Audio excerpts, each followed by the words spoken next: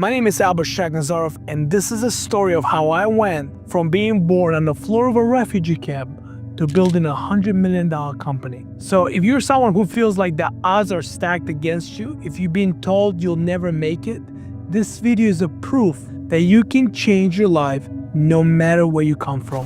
And this video is not about just me, it's actually about you. And if you're in a tough spot right now, I want you to know that you are one decision away from changing your life just like I changed mine. So let's get started. This was my life growing up. As I mentioned, I was born under a floor of a refugee camp, and my family, they had to escape political persecution of the difference in belief. So therefore, they had to leave the country they called home. They had to leave their friends, family, culture, their childhood, and completely forget about where they come from and look for a safe home, looking for a new start. And that's where we came to Moscow, Russia. And as we went to Moscow, Russia, the only place that we could go to was a refugee camp. And that's where I was born. So my father worked himself to exhaustion, taking any job he could take just to be able to provide food on the table. On top of the financial struggles, my family also faced racism in Russia.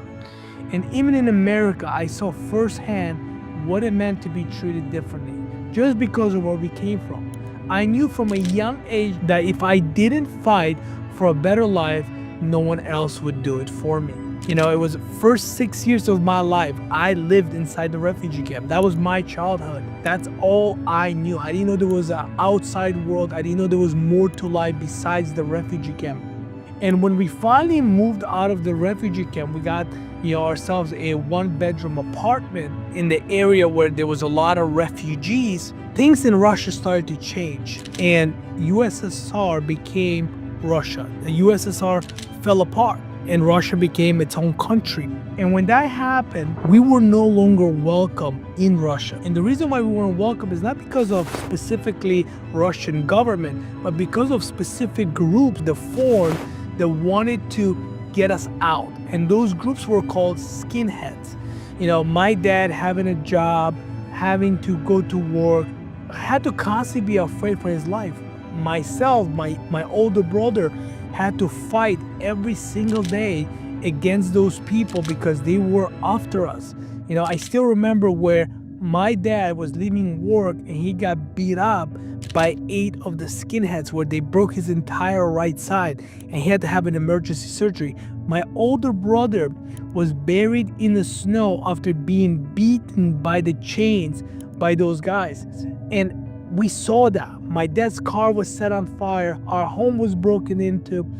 And we knew that Russia was no longer a safe place for us. So my dad took upon himself to write letters to American government. At that time, George W. Bush was the president, and he would write letters every single month documenting everything that was happening and asking for an opportunity, asking for a chance to come to a greatest country in the world, to come to America where there's a land of opportunity. And everybody knows that, everybody comes to America for the American dream. We wanted to come to America because we wanted to have a safe place. Now, by the grace of God, we got chosen by a Catholic church to be able to get sponsored for just 1 month to come to the United States of America. And when we came, and we had no idea where we were going. We had no clue, where we're going to be living. And when we came in, it was still dark. And I remember the bus dropped us off in front of 66 Oakwood Avenue. And I remember us taking our luggage. And as we walked in, that house, it was a duplex, 66 and 68 Oakwood Avenue. That house on the first floor had multiple rooms. Mind you, I grew up in a 350 square foot room. That morning, we went in the room, even though there was a bunch of rooms there, we all slept on one bed because we were fearing the unknown. We didn't know what we didn't know. When we woke up, We noticed that the whole pantry was filled with food. The fridge was filled with food, and it was beautiful. It was just like the TV show Beverly Hills 90210. Grass was green. You have the yellow school bus, coming in. And we saw that and we said, wow, is this what American dream looks like? You're not hearing the bombs. You're not fearing for your life. And we felt that we're at peace. We felt that we were, finally somewhere we can go out there and make something happen. And the same morning, our sponsor came in to visit us and they said, guys, we filled your fridge, we filled your pantry, we paid the rent for 1 month. Here's the monthly rent that you're gonna have to pay. Moving forward, you are on your own. So therefore, you gotta figure it out. As soon as these guys left, my dad, myself, my older brother, we started to walk. And we started to walk because my dad was knocking on every single business asking for work. Luckily, we came across a business that was called rewrote. And that business spoke the same language that was familiar to us. And that language was Russian. My dad was able to make the connections. So therefore, my dad made a deal and they said, you know what, we're gonna give you an opportunity. We will pay you $5 an hour under the table where you can work 80 hours a week. And if your son wants to work after school, he can work too. And that way you guys can help us and we'll help you. We had no idea, what was good, what was bad. We had no idea what it meant to work under the table, but we were willing to take anything. And my dad took it and he was working 80, 90 hours a week, just doing everything he can to be able to, again, provide for us. I was, young. I was 15 years old, 14 years old at that time. And I was told to go to school because my parents said, you know what, you got to go to school. You got to go get a good degree. And then after you get a good degree, you're going to get a good job. And we are going to change our family's life forever. And I didn't know the school was going to be one of the hardest challenges that I am going to face. So I remember going to school. There was a big cultural shock. There was a big cultural difference between, where I grew up, how I was raised to where I was facing. Because I was an oddball, because people were making fun of me, it was very tough. Every morning I would wake up and I would, dread about going to school. To the point to where, my first year I got suspended 13 times. On the 14th time I got expelled. I got arrested. I didn't know that if you fight in America, if you fight in school, that you're gonna get arrested. And I remember, getting in this fight, and even though I was being bullied, it didn't matter. They still suspended me. They still end up expelling me. They still end up arresting me. And when I got arrested, I was like, this doesn't make any sense. I was protecting myself. Well, that's not how things are seen in America. And they literally put me in the juvenile detention center where I didn't speak English, new to the country, don't know anything, came to America for American dream, which turned to become a American nightmare. So here I am in a detention center, not knowing anything or anyone. I remember him coming to visit me and he looked like someone took his soul. And I asked him, I said, what's wrong? And he was so angry. He was so mad. He said, I sacrificed everything. Sacrificed my family, my friends, culture, language. At the age of 40, I dropped everything for you to come to this country. We fought to get here. You know how many people can only dream about being in this country? And we're here. We got our golden ticket. And look at where you are. Look at where you are. Look at what your action has cost you to become. And he looked at me and said, I am so disappointed and I'll never be proud of you. And he left. That night, I wanted to cry so bad, okay? I wanted to scream, I wanted to punch, but I knew I couldn't show the weakness. So that night, as I went to sleep, I was crying, but without making any noise. Because internally, I was having this war. I was so just emotionally drained, so emotionally disturbed that I didn't want to be that guy. I didn't want it to be the guy that, disappoints his parents or just wastes his life and lives an average life. I didn't want to be another statistic. So I made a promise. I said, you know what? These 6 months are going to pass. I'm going to read the books. I'm going to do whatever I need to do. I'm going to work out, but I'm going to get out of here. And once I get out of here, I'm going to take my life serious. I'm going to do something. I'm going to play sports. I'm going to graduate. I'm going to show that, all the sacrifices that my dad made was not for nothing. And I did exactly that.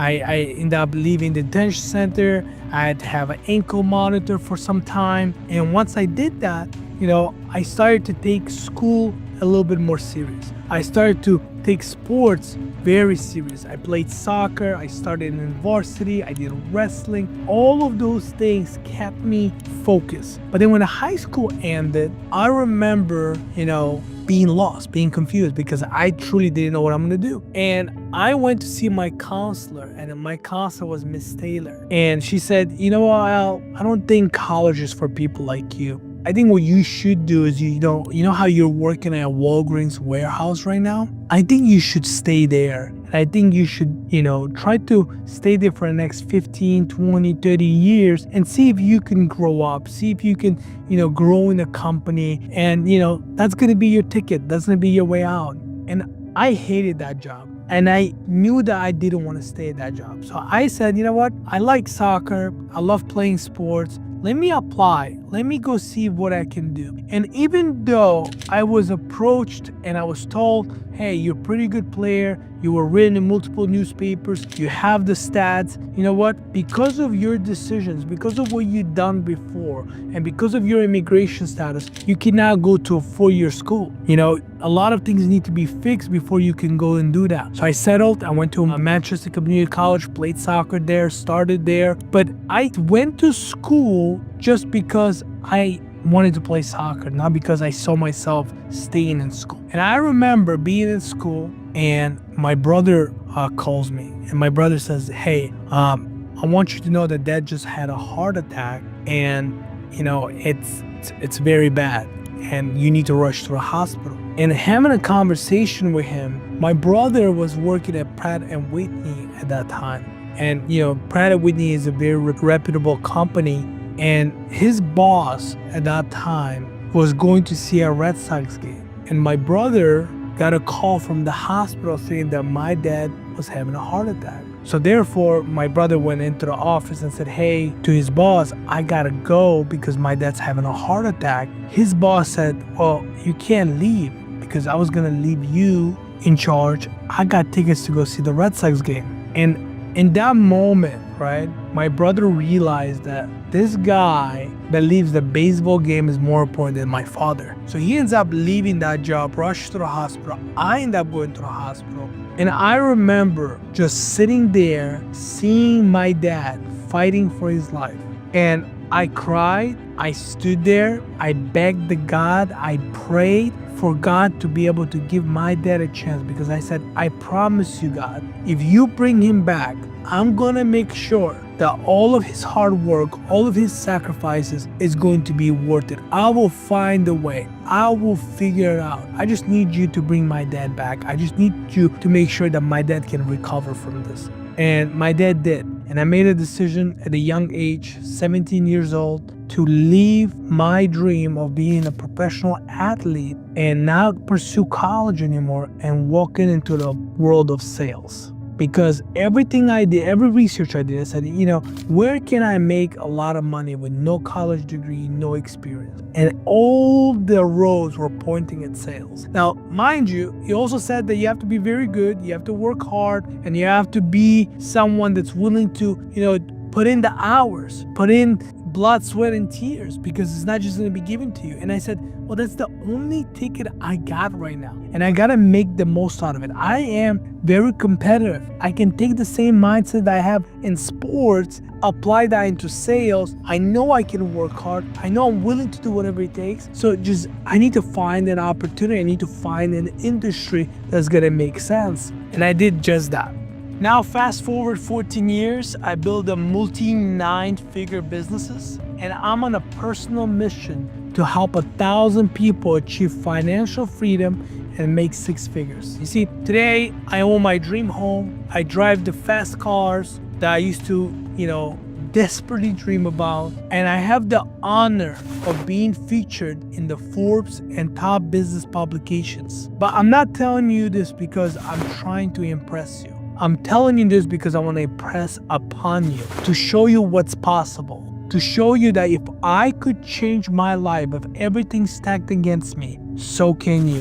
What was it like coming in that culture shock of almost being that outsider at school and then getting kicked out of school? Yeah, I mean, like I said, school was probably the worst thing that I have ever dealt with. You know, the amount of bullying, the amount of abuse, fighting, trying to fit in, this mental, emotional destruction of your own identity, of not knowing who you are and trying to fit in. Like, I obviously, didn't speak English, but I was not a dumb kid. So when I was in a classroom and a teacher would, show a math problem, and out of everybody in the classroom, the teacher would pick me. So I would have to stand up in front of the entire class, 30, 40 people. You got some cute girls there, and you're just like looking at the board. You know the answer, but you can't communicate it. You can't explain it. And everybody's looking at you, and you're like a mute. Everybody's making fun of you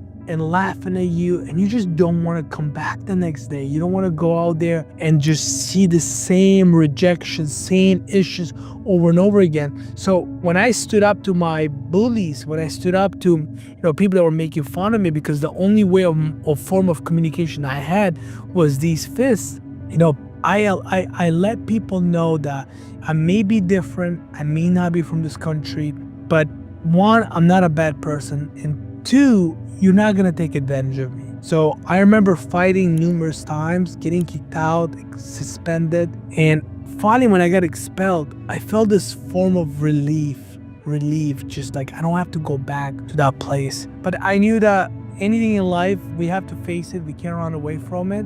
So after the detention center, after all this chaos, I had to come to peace that, listen, my parents are not in a position to homeschool me. I need to go to school because I need to learn the language. I gotta get adapted to the culture. And I just had to put my head down and make the most out of it.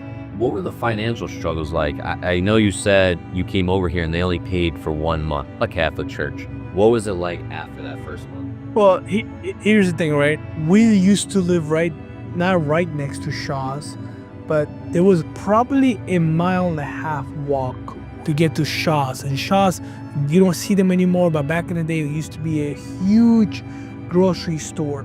And, being in this country, you have no car, you have no friends, you have no family, you have no support. Even going to grocery shop, was a hard thing. Because we had to walk to Shaw's. At that time, there was no Uber, there was no Amazon delivery services.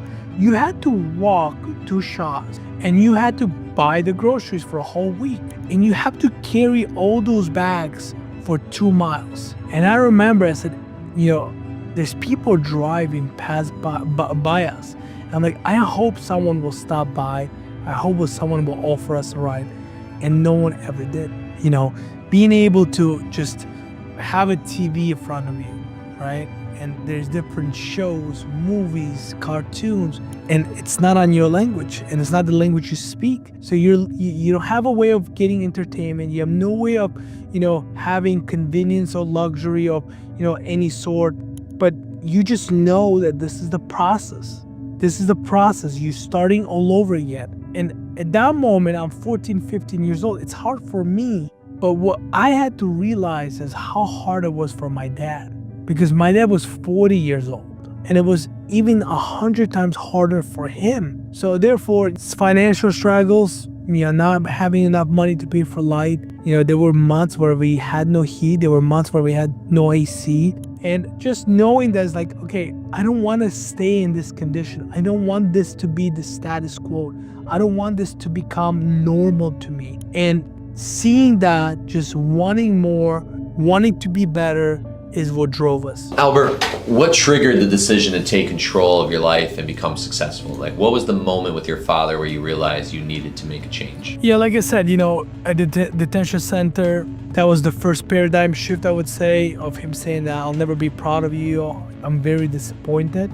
I sacrificed everything to come to this country. That was the first paradigm shift where I just wanted to stay out of trouble. I wanted to, no longer do the things that I was doing. I was fighting on the street for money. That was my form of making money because I put so much in high school that people were like, well, why aren't you getting paid for this? Why don't we just, get you to fight someone on the street where you can get paid? And I would fight on the street consistently, just beating up people. I had fought 2-3 times in one day. My Friday, Saturday nights, that's what I would do. And I would make, anywhere between $300 to $1,000 sometimes just beating people up. So if you look at my hands, you see I have a bunch of scars on my face, my head, because that's all I did. And I thought that was it, just get by, make some money, beat someone up, and that's what life is about. But I knew I had to leave that person behind. I knew that I had to leave that version of myself behind. And I couldn't just allow the negativity, the bad environment to corrupt me into doing the same thing. So that was the first paradigm shift. The second paradigm shift was the heart attack, how people, hospitals, were treating my dad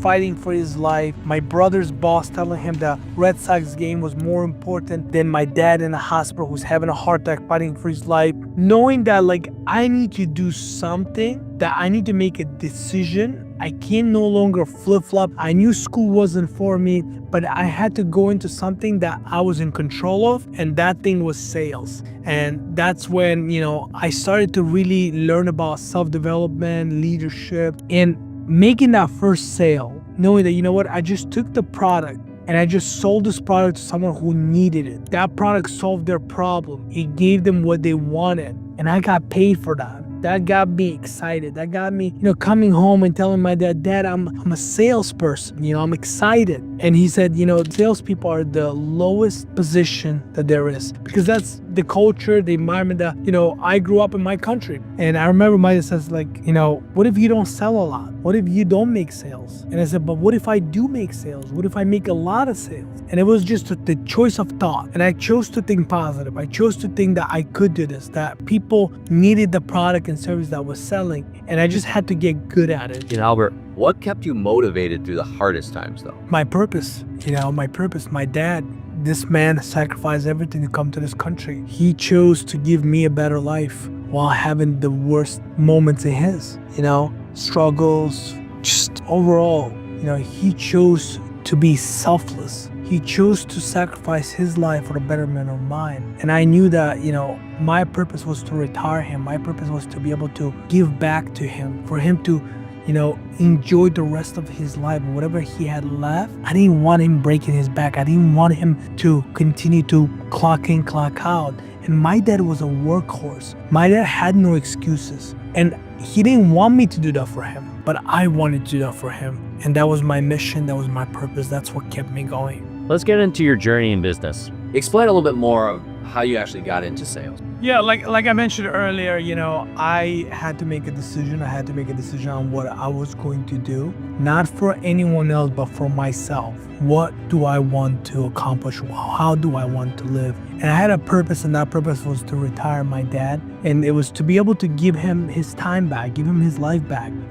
My dad wanted me to be a police officer. My dad wanted me to go into criminal justice. So I remember coming home and letting him know that, hey, I'm no longer going to college. Decided I'm going to become a sales professional versus being a cop. And my dad's face, he couldn't believe it. And it's almost like rubbing it in my face, letting me know, I can't believe again, you're coming and doing this. You were on the right track. You were making me proud. And look, now you want to be this salesperson. Why are you wasting your future? Why are you leaving, a bright future behind? You should stay in school. You need to do that. And that's when the fear came in, right? Because I don't want to upset my dad. I want to make him proud, but then I have this purpose. And I don't believe that going to school, going to do things traditional way was going to get me there, at least for me. And I said, no, I'm sticking to being a sales professional. And I remember the next day when I came home from prospecting from working, the entire day, making the phone calls. I came home and all my clothes were literally outside. So he took all my clothes and literally throw them outside. I literally said, you know what, you can kick me out. You can throw my clothes, but I'm doing this for you. I want to make this happen. So I remember grabbing all my clothes, putting it in my trunk, and sitting in the car and not knowing what I'm going to do next. I bounced from house to house, slept in different friends' couches, showered in the YMCA. But 2 weeks passed. And because I stuck to my guns, I remember my dad calling me and saying, you know what, I want you to come home. I'm not going to fight with you. I'm not going to continue to do this. You can do whatever you want. I just can't stress the fact knowing that I don't know where you are or what you're doing. So I came home with the plan that I need to move out because I don't want to continue to bump heads with my dad. And I fully committed to working, 12-hour days minimum, prospecting as much as I could to be able to get good at what I was doing. I became a student of the game. I read every single book on sales. I went to seminars. I did everything I could to equip myself, to give myself a higher chance to succeed.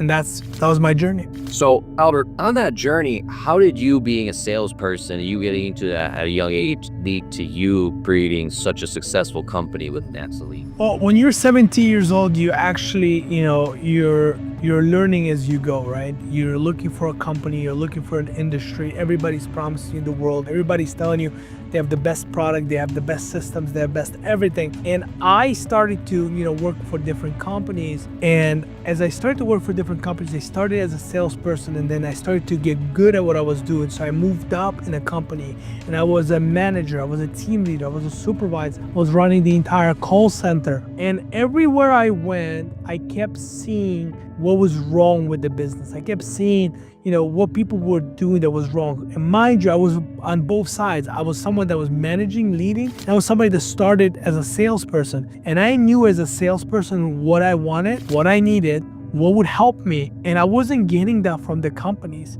And when I would come into the leadership and I would knock on their door and I would say, hey, I know you're the owner of the company. Here's a couple ideas that can better this company. There's a couple things that we should do to be able to help our agents. I would get shut down and I would be told that they should be lucky that they even have an opportunity because they have no college degree, because they don't have experience. And I was one of those guys, mind you, I was one of those guys that didn't have a college degree, didn't have experience. I was self-taught. I had this ambition of wanting to make it, wanting to win. And, that's what kept me going. But most people are not built like that. Most people don't have that much of determination or, stamina to keep going, especially if you're not getting the help. So I remember, now being in the game for 6 years, 7 years, and it was to the point where enough is enough. I saw how much effort the agents were putting and how underappreciated they felt, how much, they wanted to make money and how much they wanted to grow. And there was no support from the management. There was no support from the leadership. So I said, you know what? I'm going to take all my money. I'm going to take everything that I have earned and I'm going to go ahead and open a company that's going to define what sales is. I'm going to open a company that's going to bring people together. I'm going to get the company to be the company that sees people not for who they are, but for who they can become. And I'm going to give everyone a chance to go from average to elite. And it was a hard decision because it's scary to take that jump. It's scary to be able to leave the comfortability level of, I'm in the leadership position. I'm making money. I have a sales team, but they're suffering. I may not be suffering that much, but I had to make that decision and I jumped and I took that chance and I opened my own company. We started the company in the attic with 4 agents. And when we started the company in the attic, we wiped off all our credit cards. We did everything we could just to be able to keep going, to maintain. At that time, when you make a sale, you have to wait 90 days to get paid. So the finances were tight, the campaigns were not good, but we had to go through these challenges of really showing the carriers, showing the people who we were and that we were gonna stay in the fight. And no matter how hard it was gonna get, no matter the challenges we faced, we will continue to fight. And that's why, we went from the attic to a small office, from a small office to a bigger office, to now having a 40,000 square foot building in the center of Wethersfield, Connecticut, with an Expelled logo. Company being evaluated at $100 million, being an Inc. 5000 fastest growing company in US, back-to-back Partner of the Year for Verizon. And we got here because we never gave up. Now, Albert, what were some of the biggest lessons you learned along the way? There's plenty of lessons, right? We could sit here, and that's why I guess you guys are following me on YouTube. That's why you have subscribed. We will be sharing these lessons, these, principles, the laws that we learn of building a successful business. But one of the biggest things is that people will want to destroy you as a competition. Things are going to be very hard. And if you don't have a long-term goal, a purpose of why you decide to go into the business, then you will fail. And that is why it's important to have a mission as a company. So it's important to have a clear vision and core values that no matter what happens, you're not going to be the person that's going to fall for everything, but you're going to stand for something. And I stood for the fact that I opened Expelled, I started Expelled because I wanted to inspire, I wanted to influence, I wanted to impact people. So whatever challenge we faced along the way, I kept telling myself, that's my mission. That's why I'm here. And today, we have created dozens of six-figure earners. We have, a company that's giving back, creating a social impact, helping people go from average to elite. That's one of the lessons I want to share. All right, Albert, what drives you? What keeps you going for more? Because, you have a couple million in the bank. You have successful businesses. You can walk away today, but what keeps you going? I think there's many things that keep me going, but one of the biggest things is being able to create more stories, being able to see more people go from average to elite. It's almost addicting of hearing people, tell us, I was living in a shelter before I came to Expelled. I had no car. I didn't know what I was going to do. But you know what? Last week I made $5,000. I just walked into my first apartment. I just got myself my first car. For the first time I traveled to Dubai. You gave me that experience. You changed my life. That to me is addicting. That to me is what drives me, is creating more stories.